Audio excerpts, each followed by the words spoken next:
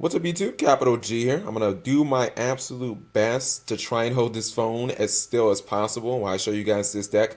So, anyways, I went to regionals yesterday. It's so weird. It was a Sunday regionals. I've never actually been to a regionals on a Sunday. It still feels like today is Sunday to me because of that. But anyways, I went to regionals in Fredericksburg, Virginia. Obviously, I took Sir Knights. I did significantly better than I did in Charlotte, where I was just I just stumbled all over myself. I played.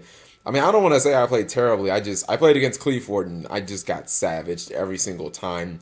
The regionals overall was man. I'd said that I really enjoyed myself in Charlotte, which was, I really did because I enjoyed talking to everybody, meeting tons of people. I had so much more fun yesterday. It was really, really incredible. Just kicking it with the players, meeting lots of new players. Seeing so much innovation in the decks that people were playing. Let me just say, first off, there was so much variety at this event. You would think going in that, one of the last regionals before the end of the format, decks are going to get hit, that there were going to be so many Nekroz because they had established themselves as the best deck. The most represented deck in Fredericksburg was Burning Abyss by far. It was so shocking because I was like, what? Like, I don't really have barely any tech. And at Charlotte, I tried to adjust my deck to if I was playing at Charlotte. At Charlotte there was a lot of Nekroz, a lot of Cleefort. Cleefort was the most played deck there, and there was the third most played deck was Yosenju. There were tons of Yosenju at Charlotte, so I was thinking, all right, well, I want to have answers for that deck, and I got smashed by Volcanics, which is a hard matchup, so I tried to tune my deck towards that, and when I got to Fredericksburg, it was just Burning Abyss everywhere. So my regional, I finished 7-2, which was really good because it was way better than 5-4. I started out 5-0, and I was like, yes, the magic number is 3 wins, and I didn't quite get those 3 wins. I lost the next 2 matches to Burning Abyss and Nekroz. You'll see the Nekro guy's deck list and profile. He goes to my locals, and honestly, he totally savaged me. The Burning Abyss player, I won game one. He won game two. I feel like if I would have actually had better cards in my side deck for Burning Abyss, which I really didn't expect, I would have beat that deck. But I mean, it is what it is. And then I played 2 more Nekros after that, and I beat them both. I beat 1-2-0 like savagely. So, anyways, let me show you guys the deck real quick, and then we'll talk a little more about the regional and things that I took from it. The core hasn't changed that much. You see 3 obviously Denebs, just the best card. 3 Altiers, 2 Una, 1 Regal, 1 Vega. I still like the monster lineup like exactly the way it is, even going in the next format where I'll probably have to kind of see what people are playing. Post World Superstars, this deck is probably going to change because I may just add the Star Seraphs in and just go like with a much more aggro version. But right now, I think that this monster lineup is exactly what I wanted. I sided out 1 Unu a couple of times, and I would side out in the Necro, like playing against Nekroz because it's not super great. I sided out Regal against the Burning Abyss matchups because his 24 attack is irrelevant. It's good against Nekroz because you can attack over Unicore and you can out the Genlock. I actually had a guy Mind Crush Regal twice because he didn't want his Jin to get killed. Like, he had to Mind Crush him twice. The first time he Mind Crushed, I Alpha Nova'd it. For the spells, we run a very minimal spell lineup. 3 MST, 3 Rhoda, 2 Duality, 1 Book of Moon, 1 Regeki. I took out Snatch Steel because it was only great against Cleefort. Like, I liked it in the mirror match. I didn't think I'd play much. I loved it against Cleefort, but I didn't like it against Nekroz, and I didn't like it against Burning Abyss. I also didn't think that I would need it or it would be useful at all against Yosenjus because they jump back to the hand, so I took that out. I think my spell lineup was exactly what I liked. And actually, Mystical Space Typhoon was, even though like I played against like so many, 7 of my 9 matches with Burning Abyss and Nekroz. Even though I played against those decks, MST put in work. Actually, in a couple of matches against Burning Abyss, I just blind MST'd when they opened like 2 back row because I was like, well, if I get Fire Lake, I lose. And I blind MST the guy, and I hit Fire Lake, and I was able to establish a board, play Yu-Gi-Oh, and I just won. For the traps, anti-spell fragrance. I told you guys that I was gonna do this. This card just Oh my god, against Nekroz, they get fucking sad. There was only one time where I resolved this card in against like Nekroz and lost the match against the guy who's going to be on my channel. I made Trevor, and I was like, all right, if I resolve this Trevor, I win because I get to bounce his spells back to his hand. I get to take a card from his hand, and he Veilered the Trevor, and I was like, oh no, I couldn't do anything. Like I was like, Trevor's cool, but I really wanted its effect because I wanted to spin your shit to make it so you can't play your cards, and I wanted to take a card out of your hand, and the Veiler really just saved him that game. But generally, this card was a blowout against Nekroz. It did jack shit against my Burning Abyss matchups. They don't care. They run Burning Abyss or back on that like infinite trap thing. So 3 Alpha Nova, you the real MVP. Call the Haunted, 3 Mind Crush. Mind Crush was amazing during the regional. Like every time I played against Nekroz, I wanted to see Mind Crush. And again, I played 4 Nekroz during this match or during the regional. I only lost against 1. And the last round, I was playing against Nekroz, and we were going into game 3. I forced him to go second because he won game 2, or excuse me, yeah, he won game 2, and he opened up with 2 back row, and I duality'd, and I resolved a Deneb, and I set double Mind Crush, and like he just he got savaged. Oh my god, that shit was so raw. 3 Mirror Force. I bumped this up to 3 because I just felt like anytime that I saw Mirror Force at the last regional, I was like, I kind of want this card a lot. And I really expected there to be some Yosenju. Like, Yosenju were just not, they were non-existent at the event. And I was like, this card is a blowout against them. Obviously, it's terrible against Burning Abyss. But in one of my matches, I actually did MST, or not MST, I actually Mirror Force triple Dante. He got all his cards back, but it didn't matter because I came back and won. Like, I was able to outgrind him by making I made a field of Ragnar Zero and Abyss Dweller, and that shit just like cracked him. So 3 Fiendish Chain, basically just stopping tour guides, stopping Manju, Sanjus, and then you can obviously bounce it with Trevor. And then the lone one of traps, TT, Bottomless, Solemn Warning. I would run those all again. No Compulse evac device.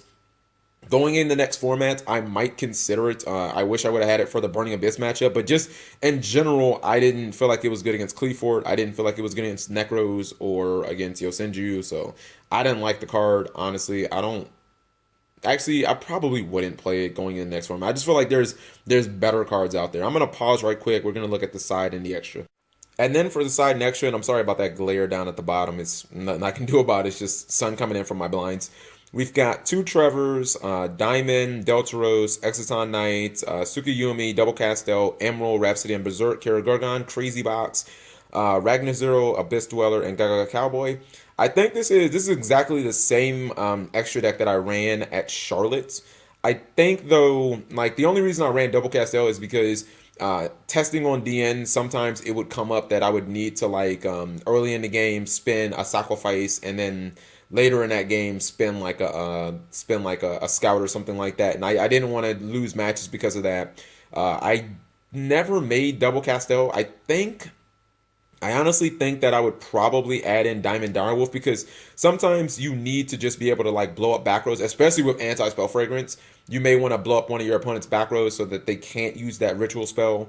During their next turn they have to search for a card and then basically like reset it or whatever. Crazy Box actually put in so much work. I found that at Charlotte, but in one of my Nekroz matches, I think it was match number 5. When I was 4-0, yeah, the fifth match I played against Nekroz, we were at somewhat of a standstill. He had Valko on field that I used a Phoenix Chain on, and he had Unicorn. I had just killed Unicorn, and I had Crazy Box, and I didn't care if Crazy Box couldn't attack. Like, I didn't even care if the Crazy Box died. I just wanted to get the Deneb off of it. So I activated its effect, and I rolled, and he took the card, and he was like, let me read these effects. And I didn't even honestly know all of them, like what number went with which effect, and I ended up rolling a die and hitting a 2, and he was like, go ahead and draw a card, and I was like, oh my god, I hit the fucking 2, so it was awesome. I ended up drawing a Vega off of that and just coming back, and I think I made Trevor the next turn and just savaged him. Mainly what you need to know about Sertello Knights in the extra deck is the main cards, if you're playing against Nekroz, that you want to make are Trevor and Tsukiyumi. The reason you make Tsukiyumi so much, like especially if you're going first, and you open with Vega and Deneb, set all your purple cards, set your quick plays, everything, is Tsukiyumi puts you closer to things like Mind Crush. It puts you closer to cards like Anti-Spell Fragrance. It puts you closer to, your power cards like your Fiendish Chains and your Solemn Warning, cards that can stop them from, kicking your chest in and making it so that you have adequate defense. As long as you can play defense for the first couple of turns, you can usually just grind them out. It doesn't matter if you have to give up your Altair. You run three Call to Haunted, sometimes Oasis anyway. All right, for the side deck, three Dust Tornadoes. Those were Fairy Winds, but since I played Anti-Spell Fragrance, I couldn't run Fairy Wind. I didn't want to blow my own cards up. 3 Pulling the Rug, 3 Twisters, 2 Grave of the Super Ancient Organism, 2 Chaos Trap Holes, Dark Hole, and Soul Drain. Alright, so let me explain the 3 Pulling the Rugs. I think Volcanics is one of this deck's worst matchups, and it's very, very difficult to beat.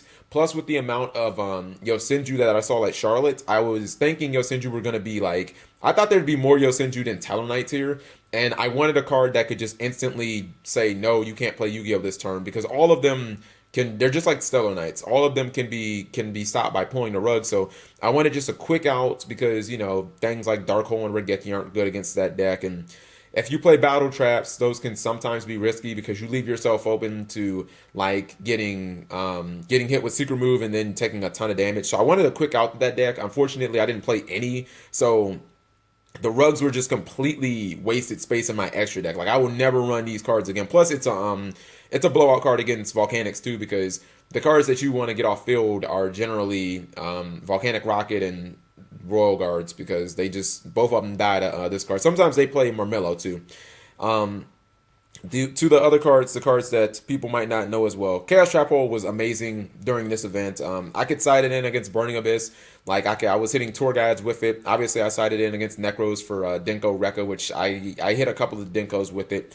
I hit a couple of Manjus with it. Grave of the Super Ancient Organism, I drew it in one of my matches against Nekroz. It was just ridiculous. He activated Nekroz Mirror, having Trishula and one other card in hand. I had Alpha Nova, but I was like, I'm not about to burn this shit. So I chained Grave of the Super Ancient Organism, and I was like, here's a card that you have no idea what it does. And he was like, I know that card. So he activated MST. I Alpha Nova the MST. He summoned Trishula, but it got no effect. Obviously, it couldn't activate. Then he tried to attack me with it, and I was like, nah, dog. I was like, read the whole card. You cannot activate effects of monsters that are special summoned level 6 or higher, which is basically everything but Unicorn.